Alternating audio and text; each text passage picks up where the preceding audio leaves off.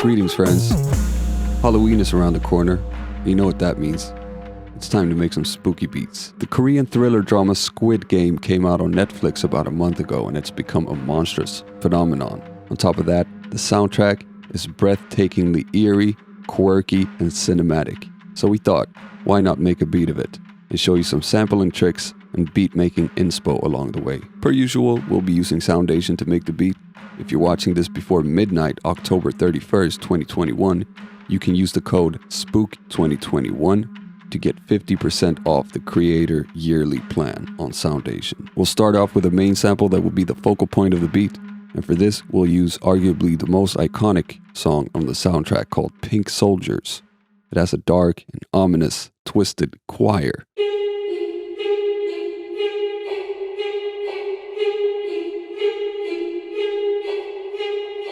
Since I'll base the entire track around this, I want to make sure the project is in the same tempo. A trick to figuring out the BPM is to let the track play while holding Control or Command and tap with the mouse to the beat.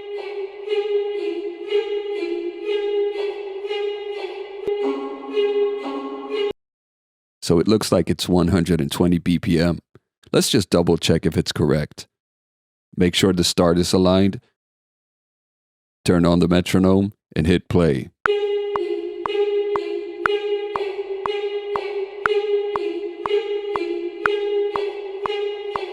It sounds synced up, so we are ready to go. I will now make some variations of the loop so we can make an arrangement later on. I'll start simple and just cut out a short loop with a scissor tool.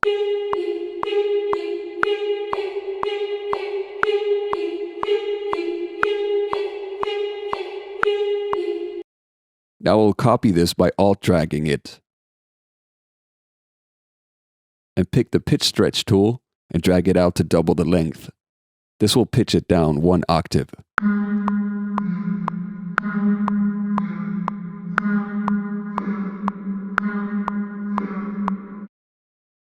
Now I'll take this different section of the sample and chop it up.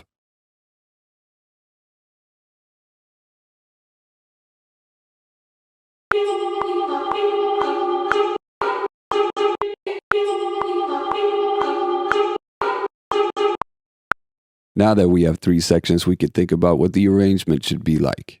I think starting slow and dark is a good idea, so let's move the slowed down section to the beginning of the track. This is the most complex section, so maybe it's a good idea to build up to it with a regular loop.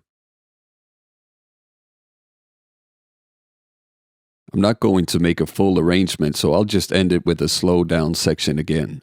I want to de-emphasize the offbeats and add some motion to the sample. I'll try to do so with a fakie. I set it up so it dips in the middle here. I'll take the depth all the way up so you can hear what it's doing. But that's too strong, so I'll take it down to about 50%. Before we start sampling more of the soundtrack, let's lay down some drums and 808s. I'll do this off screen. This is what it sounds like with the drums and 808s.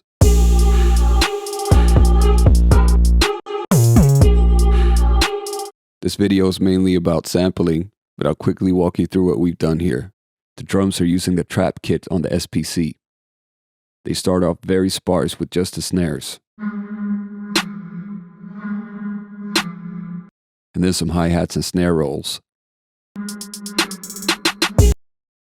Then when the intensity picks up a little here, I just added some kicks and a cymbal at the start.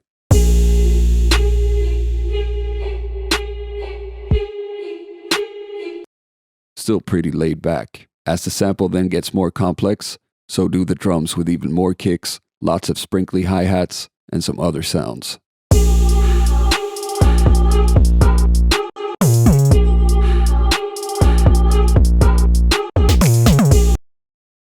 The 808 is using the FM synth, and I started with the 808 bass preset and just tweaked it slightly. Then I added some distortion. It's mostly following the kick pattern, but playing with the length of the notes and cutting them off at the right time. Here, for example, it stops when the snare hits.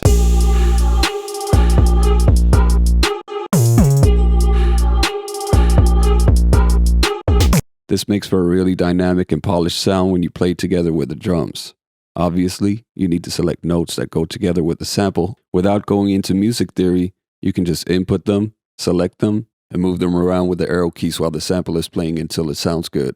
It can be hard to hear the notes properly sometimes when they're played so low, so you can also move them up an octave just to check if it sounds right.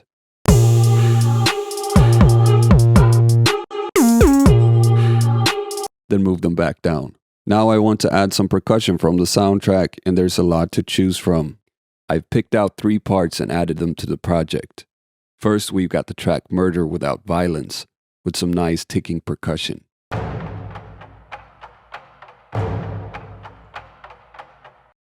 Then we've got Hostage Crisis.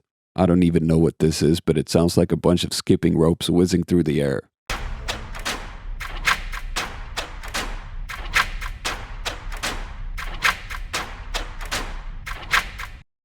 And then we have round 6 with these huge cinematic drums.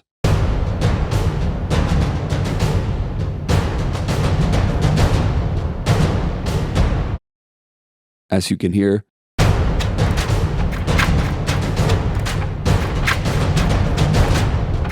they're all in different tempos, so we need to stretch them to 120 BPM. I've already cut these up so they're exactly 4 bars at their own tempos, but I'll show you how to do it on this one. Make sure it starts on beat 1, otherwise you can just trim or cut it. Then just listen and count how many bars you want. And in this case, I want 4 bars. 1, 2, 3, 4. And right here is where it would start over again. So let's zoom in and cut right before this transient. Now let's see if it loops seamlessly.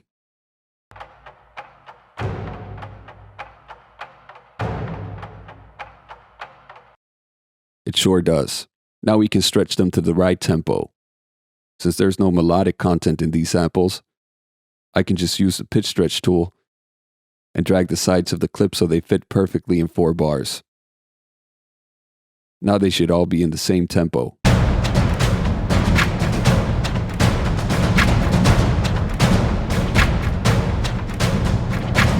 Fantastic. Now let's put them into the arrangement. I'll put the ticking one in the beginning since it's more chill. The one with the skipping rope has a more energetic feel. We can try putting it here.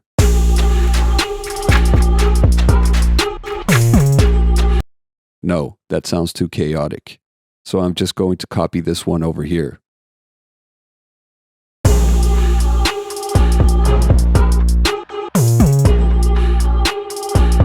Yes, that sounds better.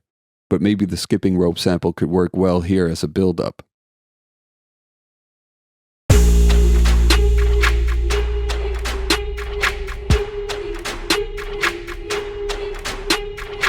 Yes, that works much better with the simple drums and sample. These samples have some bass that I don't really want to muddy up the mix, so I'm going to add high-pass filters to both of them.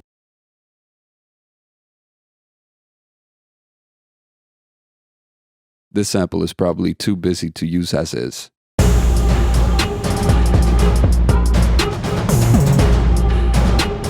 Yeah, but I'm thinking it could be great for some fills. So let's use the scissor tools and chop it up. There we go. I also dragged these clips in a bit to create some silence before the fill and the drop to make the impact even harder.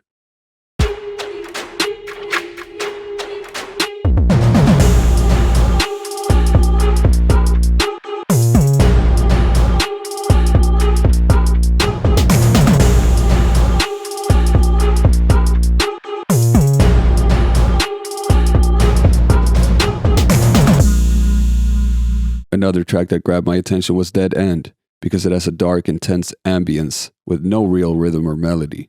It sounds like this.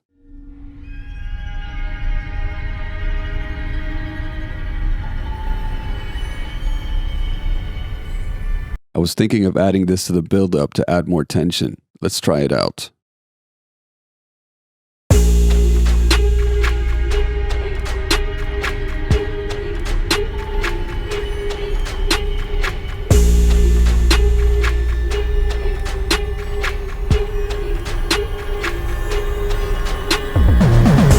think that works great. I just need to trim the end to stop at the same time as the other sample.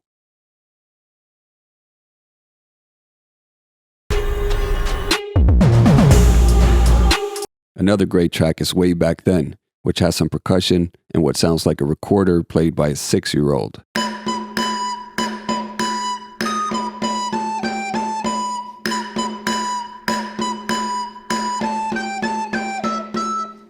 Kind of goofy, but I'm thinking I might be able to flip this into something completely different. The idea I have is to just take one note from this recorder and stretch it and process it.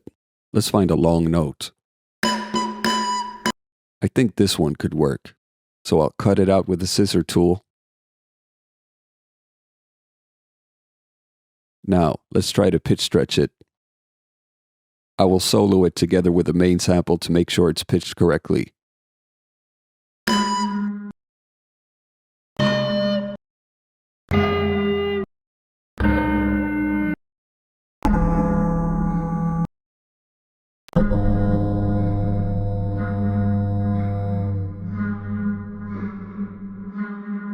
Yeah, that sounds kind of cool. Sort of like a war horn. But it's a little dull, so I'll add some effects.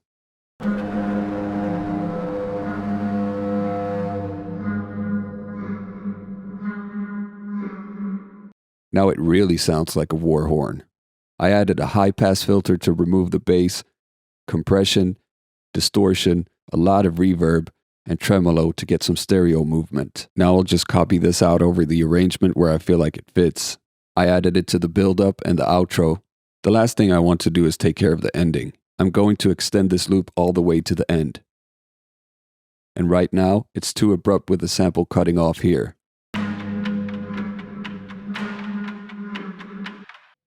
A simple fix for this is to add a reverb.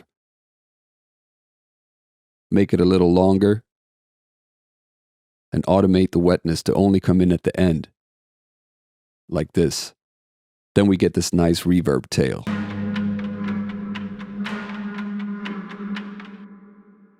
And there we go, the beat is done. I hope you learned something new or found some inspiration for your own beats.